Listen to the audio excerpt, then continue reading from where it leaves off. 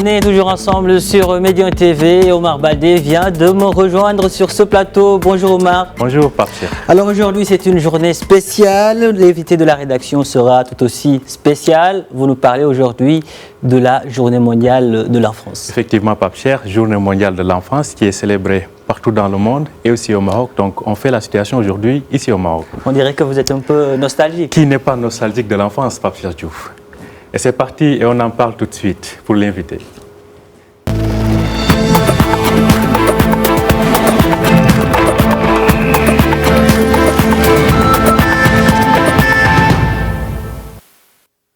Bonjour à tous et bienvenue sur Médian TV. Nous sommes le 20 novembre, une journée particulière, une journée de douceur et de tendresse. Et oui, nous célébrons aujourd'hui la journée mondiale de l'enfance.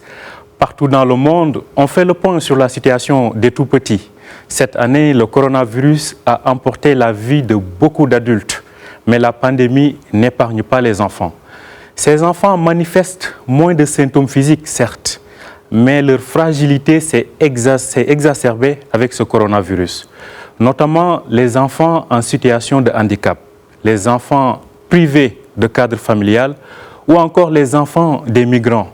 Au Maroc, l'UNICEF a également fait ce constat et décidé de lancer une campagne pour faire entendre la voix des enfants.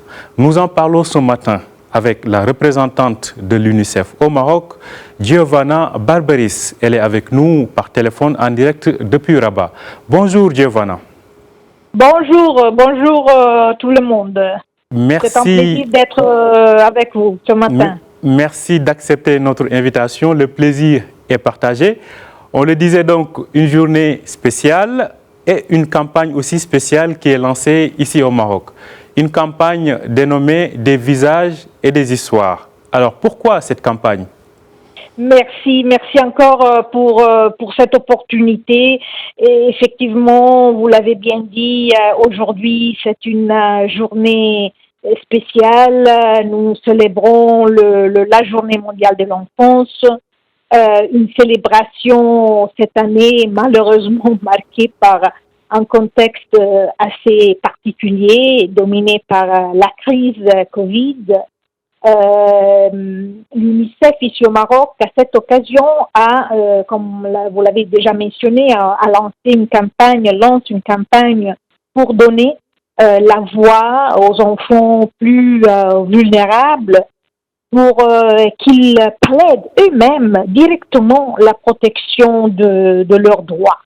Donc la campagne Visage et Histoire est une initiative qui associe des enfants en situation de handicap, de migration, de jeunes filles rurales, des enfants en contact avec la loi ou privés de leur famille et d'autres. Les enfants eux-mêmes ont proposé la conception et la mise en œuvre des actions des plaidoyers les concernant et ont accepté de partager avec nous leur histoire. Donc, le message clé, le message central est que chaque enfant compte, chaque enfant a droit à tous ses droits, quel que soit le contexte, et doit jouir de même opportunités pour y accéder.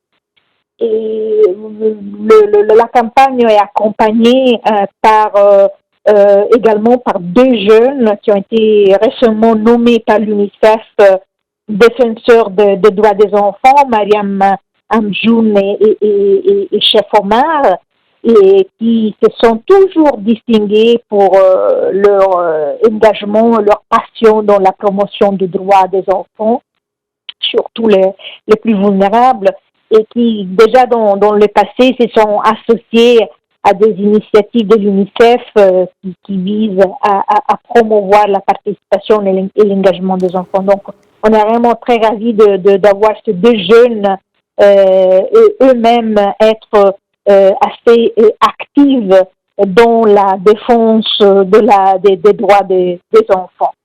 Et donc, oui.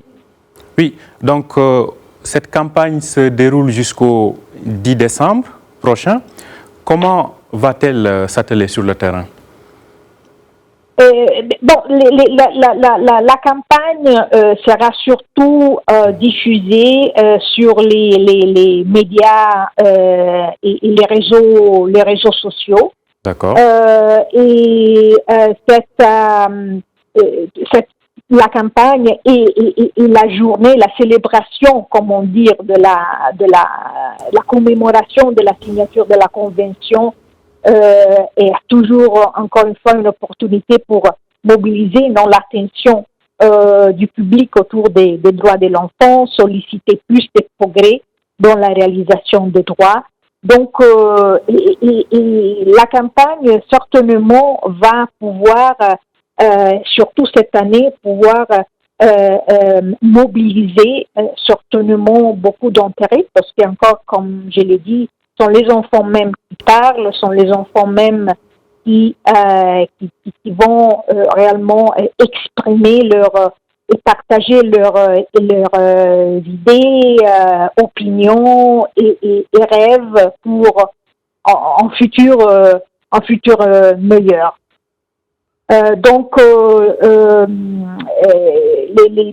Certainement, comme on l'a dit, c'est au cœur de la campagne sont les droits des enfants.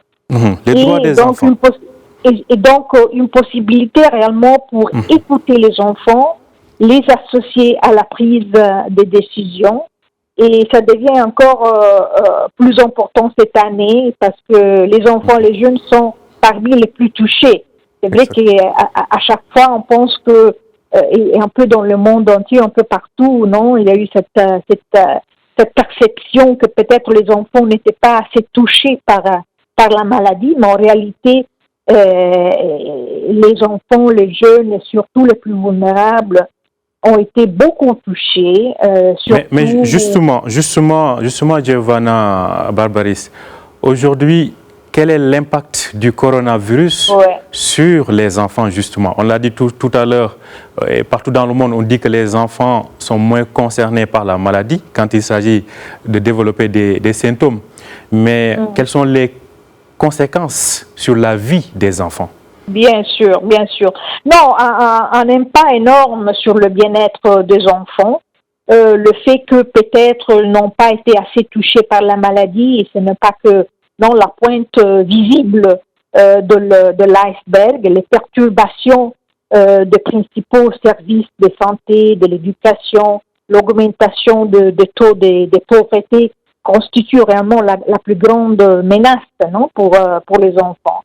Et la crise a eu un impact et continue à avoir un impact sur tout le bien-être des enfants, comme je l'ai dit, leur droit à accéder aux services de l'éducation, à pouvoir continuer dans leur parcours d'apprentissage, accéder aux services de santé.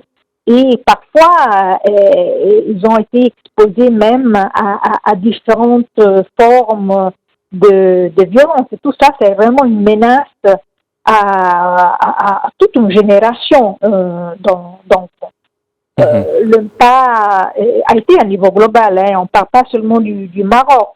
Malheureusement, c'est une condition générale. Il y a un impact socio-économique qui est potentiellement catastrophique pour nombreux enfants. Des millions de ménages seront poussés dans la pauvreté, alors que l'économie mondiale basculera dans une récession majeure et de tels chocs de revenus au niveau de ménages, même s'ils ne sont pas que temporaires, peuvent avoir des effets dévastateurs sur les enfants, en particulier ceux qui vivent dans des ménages pauvres aux actifs limités. Et donc, on est même notre directeur régional l'autre jour a parlé justement d'une augmentation à niveau régional de la pauvreté qui pourrait toucher 60 millions de ménages d'ici la fin de 2020 contre le 50 millions qu'on avait avant le début de la crise. Soit 10 millions de ménages de plus qui sont impactés en fait. Oui, à niveau régional, on parle, n'est pas clairement le Maroc. C'est pour dire qu'il y a réellement une préoccupation importante sur l'impact et les conséquences de cette crise sur la vie, sur le bien-être, surtout des enfants et surtout des enfants les plus vulnérables. Voilà. En parlant de ces enfants les plus vulnérables, on peut justement penser à ces enfants en situation de handicap, mais aussi à ces enfants qui sont en migration avec leurs parents ou voilà, qui se sont retrouvés dans une situation, en tout cas, pas très favorable en cette période. Quel constat avez-vous fait à ce niveau-là? Quel est l'impact de la crise du Covid-19 sur cette catégorie d'enfants? Oui, ça sont des catégories d'enfants, sont des enfants qui déjà avant la crise étaient justement, touchés et continuent à être touchés dans leur droit de pouvoir accéder à une santé de qualité, à une éducation de qualité. Dans le cas des enfants migrants, la possibilité d'être intégrés dans les communautés où ils d'accueil.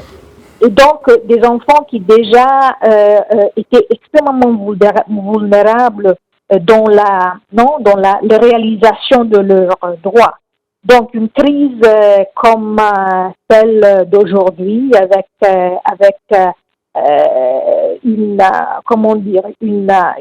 impact sur le fonctionnement et l'ouverture, par exemple, des différents services avec les écoles beaucoup d'écoles qui ont fermé, qui continuent à être parfois fermées dû au danger du Covid, a un impact majeur sur ces enfants qui déjà étaient un peu, marginalisés et qui aujourd'hui se retrouvent encore plus à côté de la société.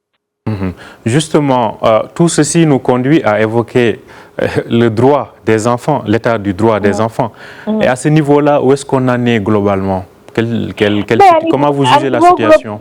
Mais oui, justement, à niveau global, il y a eu beaucoup de progrès dans la réalisation des droits des enfants, y compris au Maroc, certainement. Mais les défis, clairement, restent toujours. Et c'est ça un peu le constat, la crise de Covid risque un peu de provoquer une régression par rapport au progrès achevé vers la réalisation des droits des enfants. Et donc, c'est ça la grande préoccupation.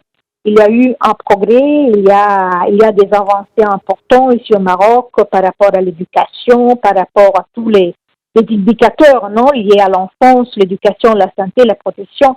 Mais c'est un progrès qui peut effectivement qui est un peu vulnérable dans ce moment. Et le risque est certainement là de devoir redoubler nos efforts. On est déjà là, clairement. Je pense que c'est ça c'est une situation qui nous interpelle, interpelle tous. Et donc, un moment où on doit tous ensemble redoubler les efforts pour assurer à chaque enfant accès et à tous leurs droits. Mais sur le plan juridique aujourd'hui, selon vous, quels sont les leviers qu'il faudrait activer pour davantage améliorer le cadre juridique de la situation ou de l'enfance? Je pense qu'en général, le cadre juridique par rapport à l'enfance ici au Maroc, c'est un cadre que est bien aligné à ceux qui sont les standards internationaux et donc bien avancés dans ce sens, mais parfois n'est pas réellement le cadre légal, c'est la mise en œuvre de ce qui sont les politiques, les stratégies qui ont été développées à faveur de l'enfance et je parle de politiques et de stratégies bien développées qui ont même été parfois développées avec le soutien technique de l'UNICEF, mais c'est justement la possibilité de mettre en œuvre pleinement ces politiques et cette stratégie pour une réalisation pleine de droits des enfants, sur lesquels il faudra travailler en plus. Globalement, cela dit, aujourd'hui, si on avait à se projeter dans un avenir ou sur un avenir post-Covid, comment voyez-vous aujourd'hui l'avenir des enfants à partir des leçons peut-être ou des expériences qu'on aura vécues avec ce coronavirus? Avec une crise, il y a toujours une ouverture vers des opportunités. Donc l'opportunité aujourd'hui est de pouvoir réellement prendre conscience, de pouvoir réellement regarder à ce qui sont ce qu'est la réalité, les données, l'évidence que cette crise nous montre et pouvoir adresser les défis d'aujourd'hui de façon plus efficace et surtout en partenariat avec tous les acteurs qui sont concernés.